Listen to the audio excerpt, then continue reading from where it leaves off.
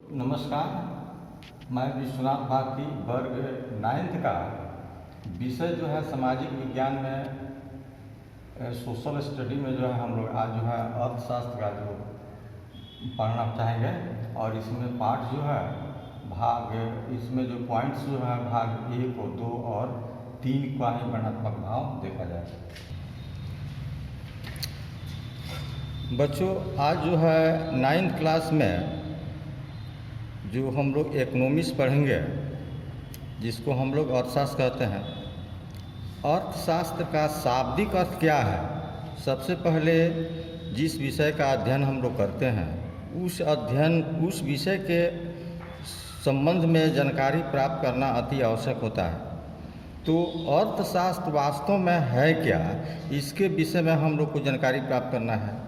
तो अर्थशास्त्र के बहुत से इकोनॉमिस्ट ने अपना अलग अलग डिफिनेशन दिया, परिभाषा दिया, लेकिन इसमें जो है एडम स्मिथ ने जो अपना परिभाषा दिया वह सभी परिभाषाओं से सर्वश्रेष्ठ माना जाता है। चूँकि यह इंग्लैंड के अर्थशास्त्री थे, इन्होंने यह जो परिभाषा दिया वह परिभाषा में बोला क्या कि economics is the science of wealth, यानी अर्थशास्त्र धन का विज्ञान है।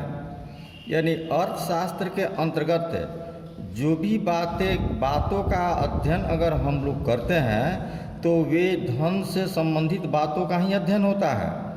हमारी आवश्यकताएं की बातें होती हैं और उस आवश्यकता को पूर्ति करने का एकमात्र साधन मुद्रा होता है। अब मुद्रा को ही हम लोग वास्तविक धन के रूप में मानते हैं। हम लोग जो है साधारण परिभाषिक तौर पर अगर अर्थशास्त्र की परिभाषा लें तो उसमें इस बात का जिक्र किया जाएगा कि जो अर्थशास्त्र बना हुआ है 2 शब्दों से बना है। एक है अर्थ, दूसरा है शास्त्र। यानी हम अपने परिभाषिक तौर पर उसको अगर परिभाषित करते हैं तो वह हुआ जिस शास्त्र के अंतर्गत हम लोग धन से संबंधित बातों का अध्ययन करें वही अर्थशास्त्र है। तो इसमें जो है कुछ बहुत सारे चीज़ आते हैं, जैसे जंगल हो गया, पहाड़ हो गया, नदी हो गया, तालाब हो गया, यानी जितने भी अर्थ प्राप्ति की जो साधन होते हैं उन सभी का अध्ययन हम लोग अर्थशास्त्र में करते हैं। जैसे एग्रीकल्चर हो गया या किसी भी प्रकार का जो हमारे दैनिक जीवन में काम वाले जो चीज़ होते हैं वो सभी का अध्ययन जो है अर्थशास्त्र के अंदर हम लोग करते हैं। जैसे इस वर्ग 9 में जो है यह अध्याय 1 जो है इसमें पालमपुर की कहानी के विषय में लिखा गया है कि पालमपुर एक ग्रामीण क्षेत्र है और उस ग्रामीण क्षेत्र में एक किसान के विषय में जिक्र किया गया है कि पालमपुर जो है वह एक एग्रीकल्चर जगह है और वहीं पर यह खेती की जा रही है। तो पालमपुर आसपास के गांवों और कस्बों से भली भांति जो है यह जुड़ा हुआ है। यह बात तो सही है, लेकिन उसके अगल बगल या उस गांव से कुछ दूर पर ही क्या है, बाजार है। जैसे हम लोग जानते हैं कि उत्पादन करना, प्रोडक्शन जो करना होता है, तो प्रोडक्शन का परिभाषा होता है कि जब किसी वस्तु में उपयोगिता को जब हम लोग नष्ट करते हैं तो वह क्या होता है, उत्पादन होता है। किसी वस्तु की उपयोगिता को जब नष्ट करेंगे तो उपभोग कहलाता है। इसमें जो है हम उसी वस्तु का उपभोग करेंगे, उसी वस्तु का उपयोगिता को नष्ट करेंगे। जैसे एग्रीकल्चर में तुम्हारा खाद हो गया, पानी हो गया, बीज हो गया, यानी कीटनाशक, यानी अनेकों प्रकार की चीज़ें जो होती है। तो यही पालमपुर के गांव में जो है बहुत से जाति निवास करते हैं, यानी नियर अबाउट जो इसमें 550 परिवार के लमसम लोग इस गांव में रहते हैं। इसमें से 80% जो लोग हैं जिनके पास जो है काफ़ी मात्रा में ज़मींदार हैं, वे लोग स्टेट के नाम से जाने जाते हैं। और उन लोगों के पास में जो है इतनी ज़मीन है कि वे अपने ज़मीन पर ही खेती नहीं कर पाते हैं। उसी गांव में कुछ दलित लोग भी हैं जिसको अनुसूचित जाति के नाम से जानते हैं। वो लोग की संख्या अधिक है, लेकिन उन लोगों के पास अपना ज़मीन नहीं है।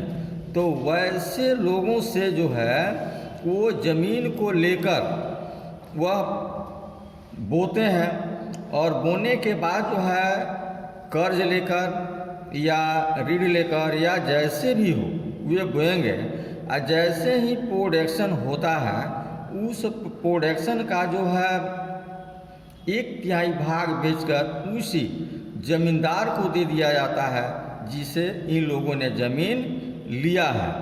एक काल्पनिक गांव है पालमपुर, और वह गांव में गतिविधि के बारे में भारत के गांवों में खेती का प्रमुख गतिविधि जो है वह गैर कृषि कहलाती है। गैर कृषि इसलिए कहलाती है कि जिस ज़मीन में खेती करने के लायक उर्वरा शक्ति नहीं हो, यानी जो ज़मीन बंजर हो, वैसे ज़मीन को हम लोग गैर कृषि के नाम से जानते हैं।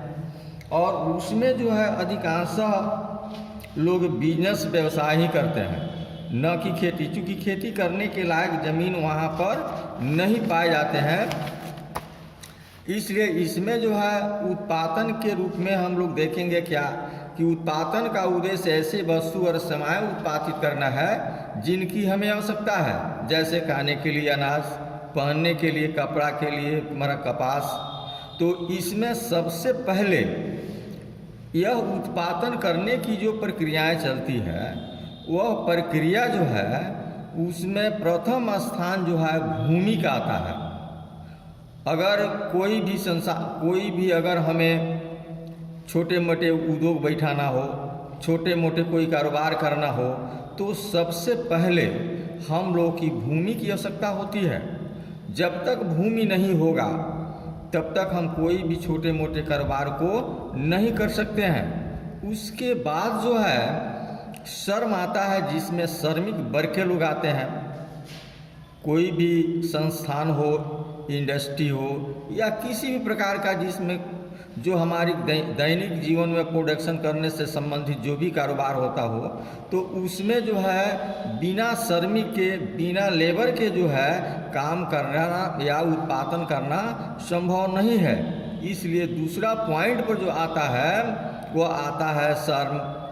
तीसरा पॉइंट जो होता है भौतिक साधन या भौतिक पूंजी के रूप में जानते हैं। कोई भी चीज़ जो होता है उसको चलाने के लिए औजार चाहिए, मशीन चाहिए, घर चाहिए, या बड़े बड़े जो जनरेटर होते हैं, कंप्यूटर होते हैं, ये सभी ये सभी जितने भी मिसाल होते हैं सामान जो हैं, यह सभी उत्पादन के एक अंग के रूप में माने जाते हैं। उसके लिए कच्चा माल की आवश्यकता होती है। कोई भी फैक्ट्री या उद्योग धंधा चलता है तो उसमें सबसे पहले कच्चे माल की आवश्यकता होती है।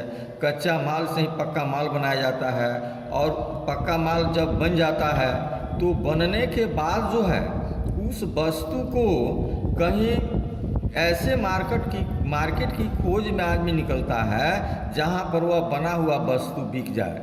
जब तक वस्तु बिकेगा नहीं तब तक उससे पैसे की अर्निंग नहीं हो पाएगी, और जब पैसे की अर्निंग नहीं हो पाएगा तो उस काम करने वाले श्रमिक या कच्चा माल खरीदने के लिए पैसे, या उसमें जो मशीन जो लगते हैं वह मशीन अगर घिस जाते हैं, टूट जाते हैं, तो बदलने के लिए पैसे की आवश्यकता होती है। इसलिए उस वस्तु को बेचकर उद्योगकर्ता जो है नगद पैसे की प्राप्ति करता है और उसमें जो है वह अपना काम करता है।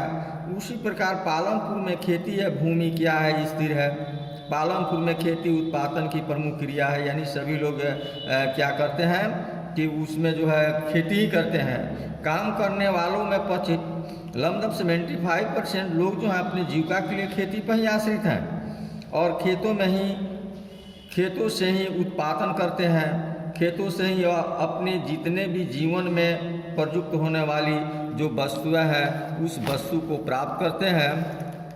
इसलिए अगर अच्छी खेती नहीं हो तो हमारी दैनिक जीवन में जो काम आने वाली जो चीज़ें हैं वह संभव नहीं है, हम लोग उसको खरीद नहीं पाएंगे।